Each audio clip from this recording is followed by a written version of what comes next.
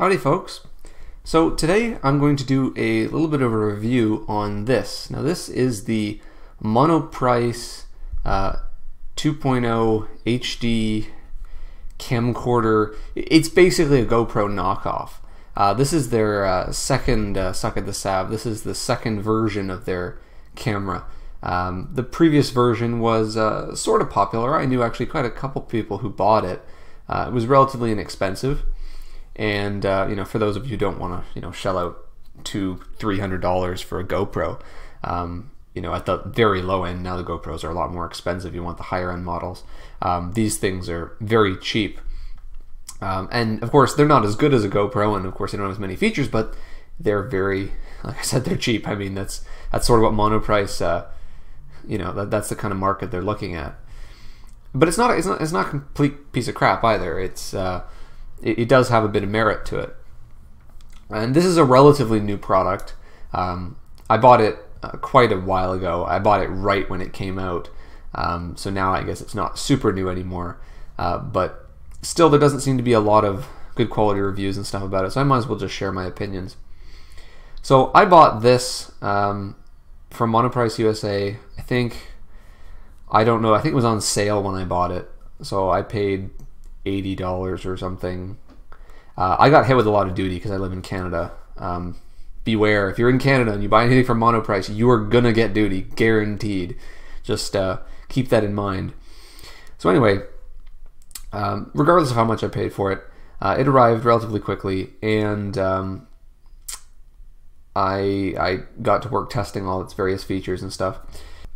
I'll just give you a tour of this. So as you can see, it's got their logo on it. It's this sort of brushed aluminum cylinder here.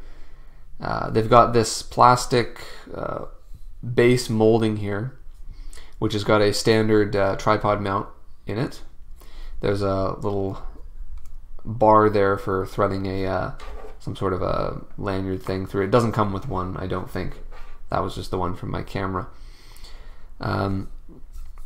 On the top, we have a big switch which slides between a stop and record.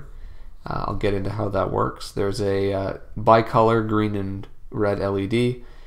There's a picture button, which also doubles as a kind of power button. We have a lens on the front, which is very fisheye, just sort of like the GoPro. I think it's 130 degrees, but don't quote me on that. It's been a while since I looked at the specs on this. It's got screws everywhere around here. They don't bother hiding any of that kind of stuff. The back, we've got this plastic cover with a little lock, and it's got some indicators to show you how to get it back on. So it sort of twists a little bit, and then you can remove it. And this has a small seal. It's not the greatest quality seal, but I have tested the waterproofness of this, and it is waterproof, but I'll get into some of the caveats of that in a minute. So you can see the tabs where that just locks in. We have a switch here which allows you to switch between full HD, which is 1080p, and HD, which is 720p, and you can, I believe, configure this so that this does the 720 at 60 FPS, which is what I prefer. This does do 60 FPS native. It's not like we've upscaled it or anything like that. It is actually a full 60 FPS sensor, which is quite nice. It's one of the primary reasons I bought this. We have USB, mini B for connecting it to a computer, reset hole, which I have luckily never needed to use actually. Obviously there is no removable battery, so if it does lock up, you're going to need that.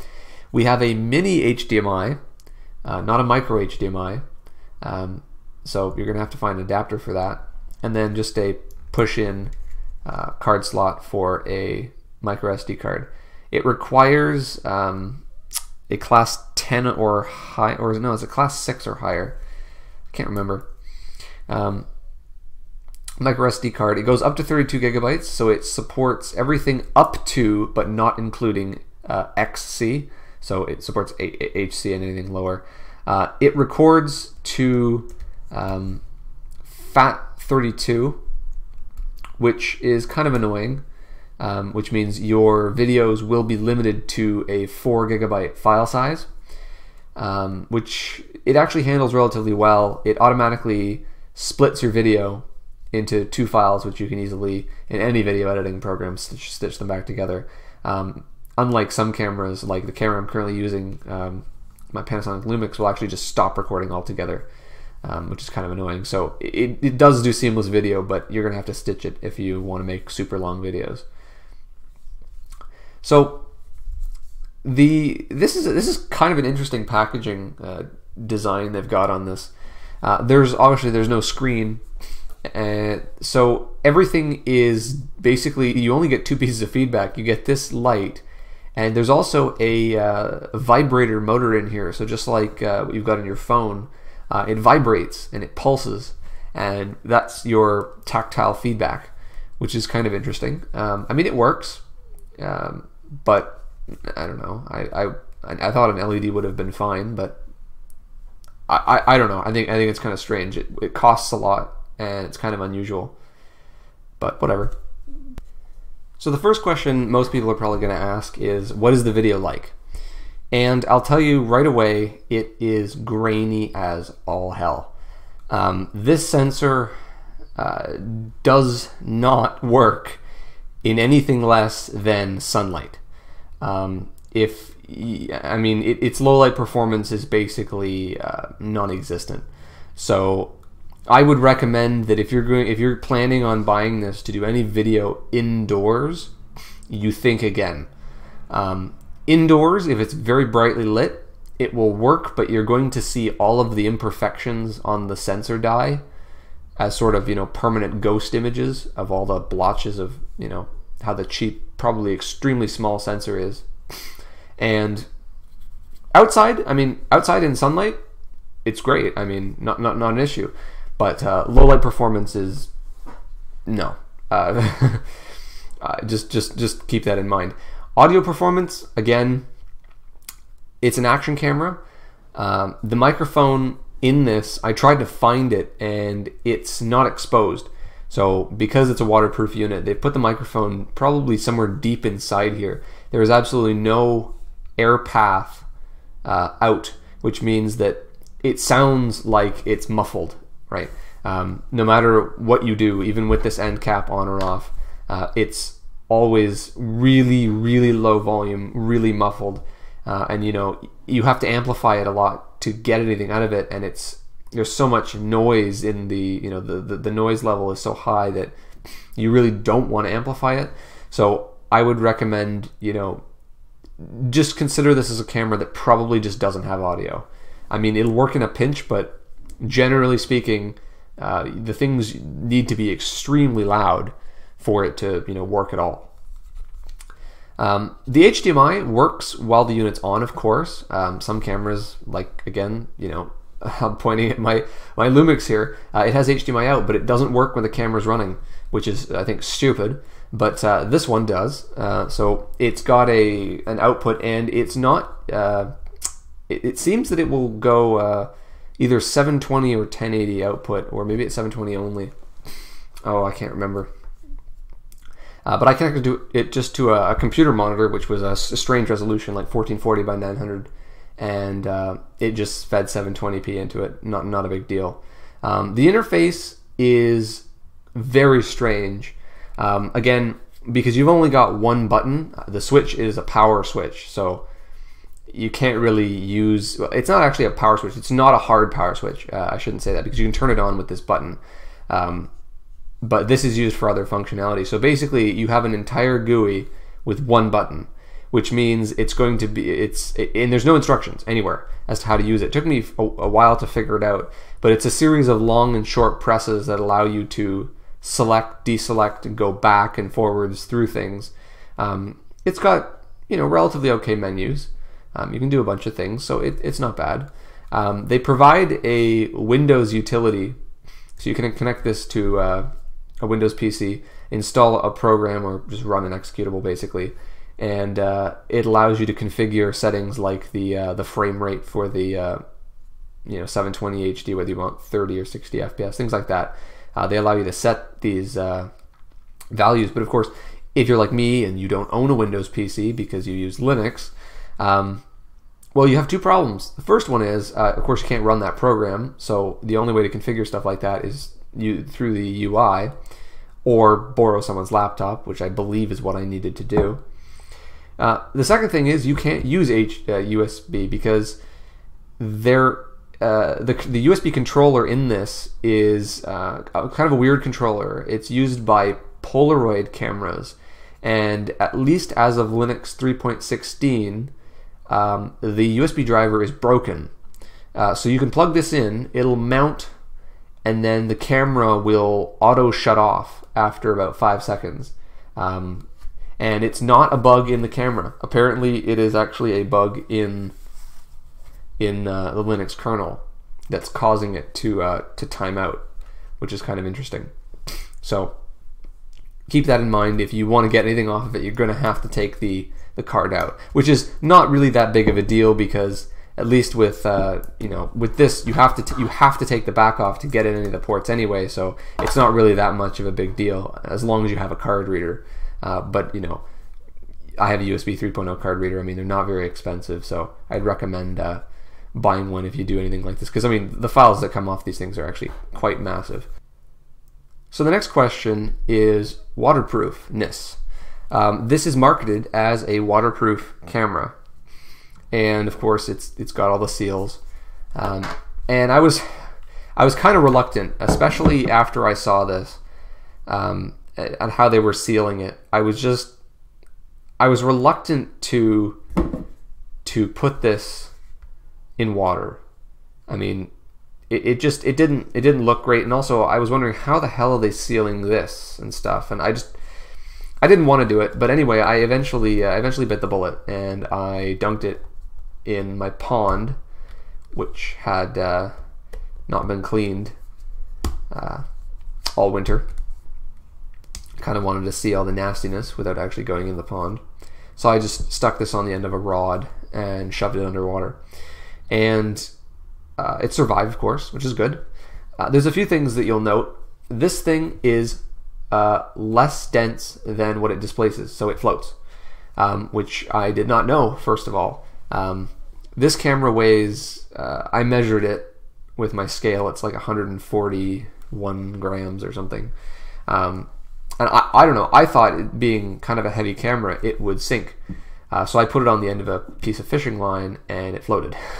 So I actually had to literally attach it to a rod and shove it under the water.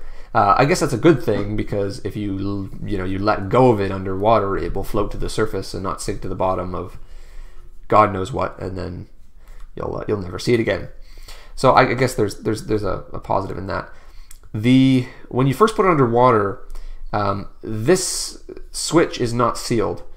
So there's a cavity obviously underneath here, which has obviously a seal from the main compartment inside where all the electronics are. So that cavity will fill with water slowly. So you'll get bubbles that'll come up from the switch, and it takes a while. You kind of want to shake it to get the bubbles out, because all you hear in the audio are the bubbles, which is kind of annoying. Not that the audio is great. I mean, it's crap in air. It's even worse underwater. But what was really strange was, after I had it underwater for about 2 minutes, I started to get this really weird audio effect, and it wasn't like something that was being picked up by the camera. It was almost sounded like an electrical issue. It was kind of like a popping, ticking sound, where like the audio was clipping, going to like the maximum value and popping, pop, pop, pop, and it was on and off in weird patterns. And as soon as I took it out of water, it stopped. And it didn't start immediately. It took like 2 minutes or so. Even after all the bubbles had gone away, it just started randomly. And the more that I moved the camera underwater, the worse it got. But even if it stopped, it would still make that sound, and it was very weird, and I can't explain it. Because I mean, water did not actually get into the unit. It was truly watertight. Otherwise, it wouldn't work now. So I don't know. I can't explain.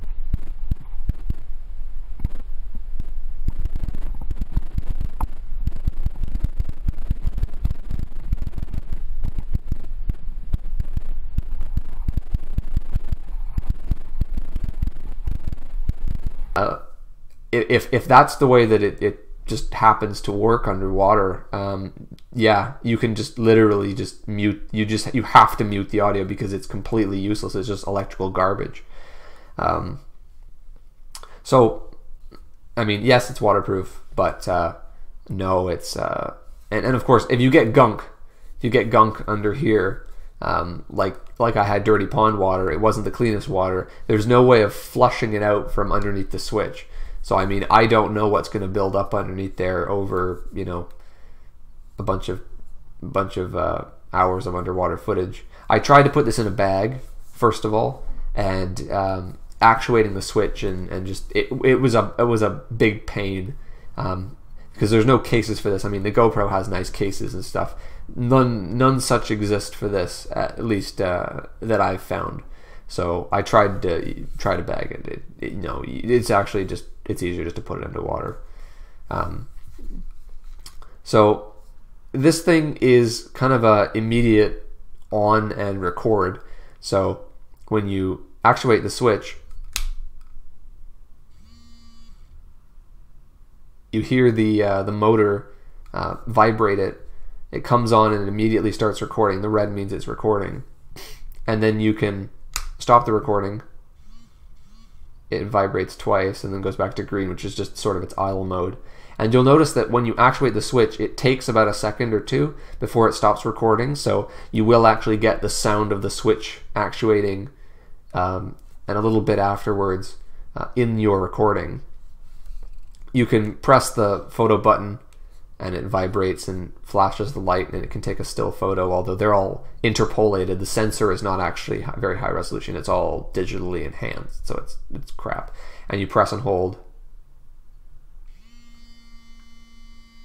and then it long vibrates, and that's how you actually shut it off. It has an automatic off after a few minutes, which I believe is configurable in that Windows utility over USB, but I only used that once, so I honestly don't remember. So yeah, I mean, it comes with a little black, I don't even know what material that is. It's just a case, and you can shove it in there, and it's got Velcro and a little loop there. That's about all you get, really, and it comes with a USB cable, I think. But all in all, I don't like the audio, and the video is really horrible in low light. The minor quirks, like the, you know, USB doesn't work on Linux and stuff, annoy me, but of course most people who are watching this are probably going to use Windows or OS X, which both have official support from Monoprice, so you're not going to encounter those issues. But generally speaking, I mean, it's cheap.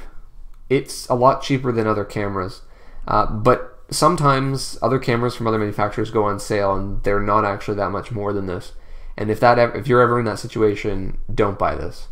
Only buy this if you need a camera, you really can't spend the money, because the audio is basic. I mean, basically this just takes video. I don't consider this to have audio functionality at all. It's just that bad, and it can be used only outdoors. Indoors is horrific. Other than that, I mean, it's actually a relatively good attempt at a cheap action camera. So, and I mean, I've had it out in really cold conditions. I mean, I've had it out in, you know, recording in like minus 10 degree or so for, you know, 2 hours solid. The camera gets very hot when it's running. I mean, very hot. Like, this is a heat sink basically when it's running. So it has no problem with cold. It basically self-regulates its own internal temperature. I haven't dealt with high heat yet, so that's probably where it would fail, is high heat, not high cold. And the battery life seems to be pretty good. I mean, I've recorded for 3-4 hours straight, and the battery's still been going. There's no battery meter, unfortunately. I think the red light flashes or something if the battery's getting low, but you're unlikely to probably notice that. So generally speaking, I mean, it's an okay camera. I would recommend it for a select number of applications, but generally speaking, don't think that if a GoPro can do it, this thing can, because you're not going to get GoPro footage out of this in any way, shape, or form. So just keep that in mind, and maybe buy it when it's on sale. But I mean, that's just my 2 cents.